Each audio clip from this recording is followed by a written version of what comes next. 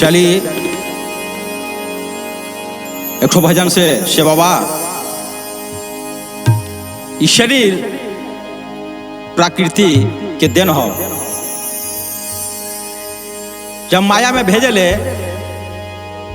तो चंदन के समान भेजले मनुष्य के, कहले कि जा इस शरीर के माया में निमन से रखी हो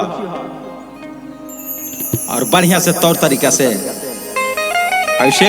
लेकिन आके यहाँ माया में उधरा आदमी तहस नहस कर देला। कैसे हो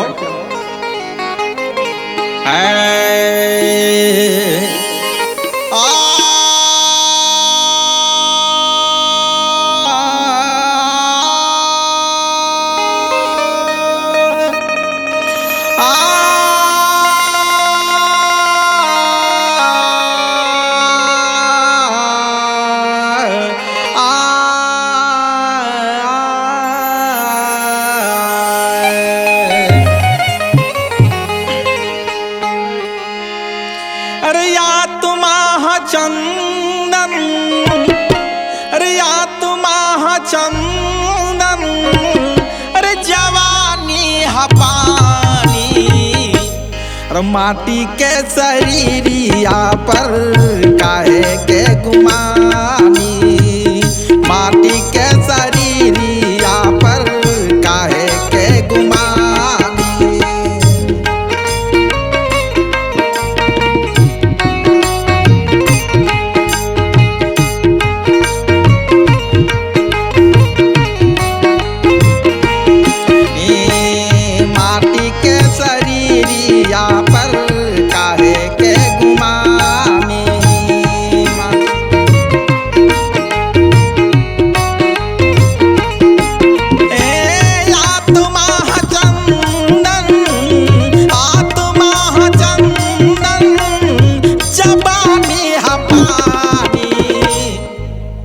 माटी के शरीरिया पर काहे के गुमानी, माटी के शरीरिया पर काहे के गुमानी।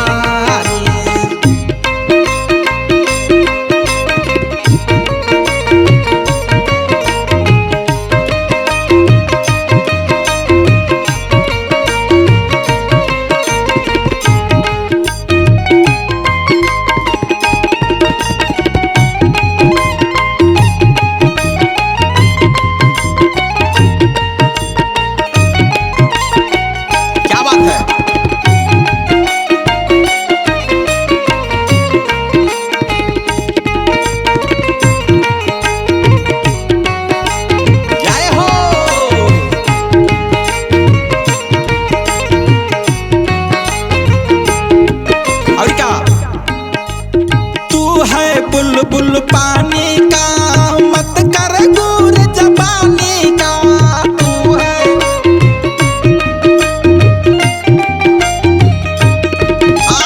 तू है बुलबुल पानी का मत कर गुर जबानी का, तू है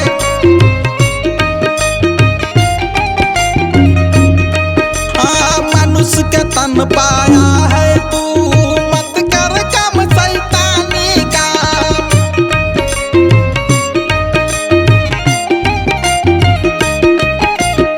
इसी बात पर हो गई, इसी बात पर हो गई मेरा दीवानी, माटी के शरीरिया पर काहे के गुमानी, माटी के शरीरिया पर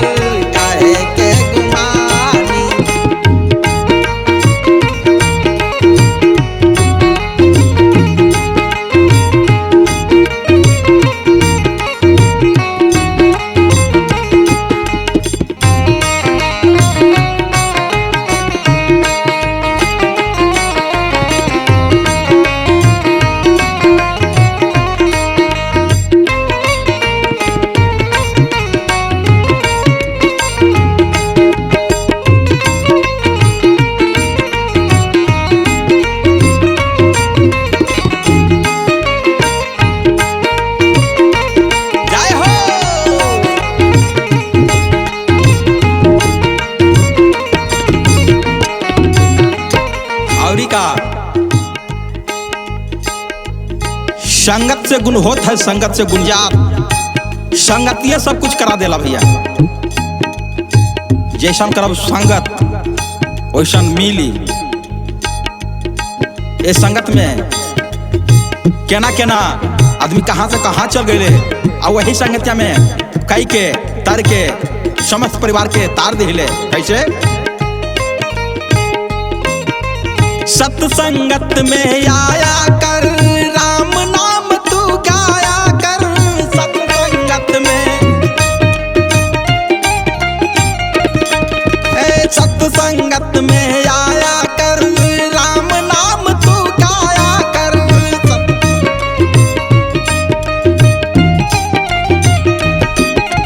माँ के गर्भ के बातों को पाता तू निभाया कर। माँ के गर्भ के कल युग में आया है तुम तो, कल युग में आया है तुम तो, पलट न अपनी बानी। माटी के शरीरिया पर काहे के गुमानी। माटी के शरीरिया पर काहे के गुमानी।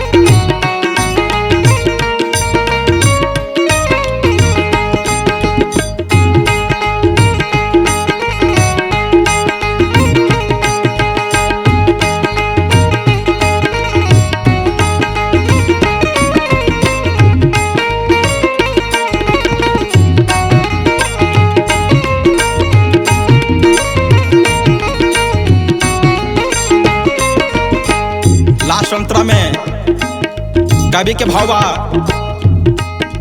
कवि के कहना बा, संभले के मौका समय होला। समय पार कर जाई फिर कुछ ना कर पेबो। ऐसे कैसे कवि का भाव बा? अब ना संभल तुम पाओगे बाद में तुम पछताओगे। अब ना संभल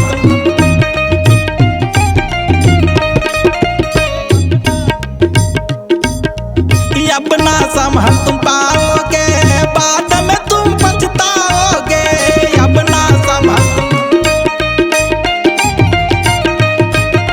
याछा कर्म का याछा फल, बुरे का बुरा पाओगे।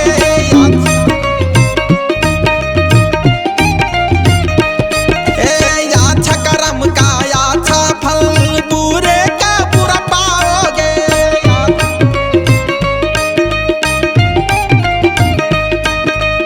अलबेला शिव शंकर कृष्णा, अलबेला शिव शंकर कृष्णा, भजन के गावतानी। और माटी के शरीरिया पर काहे के गुमानी।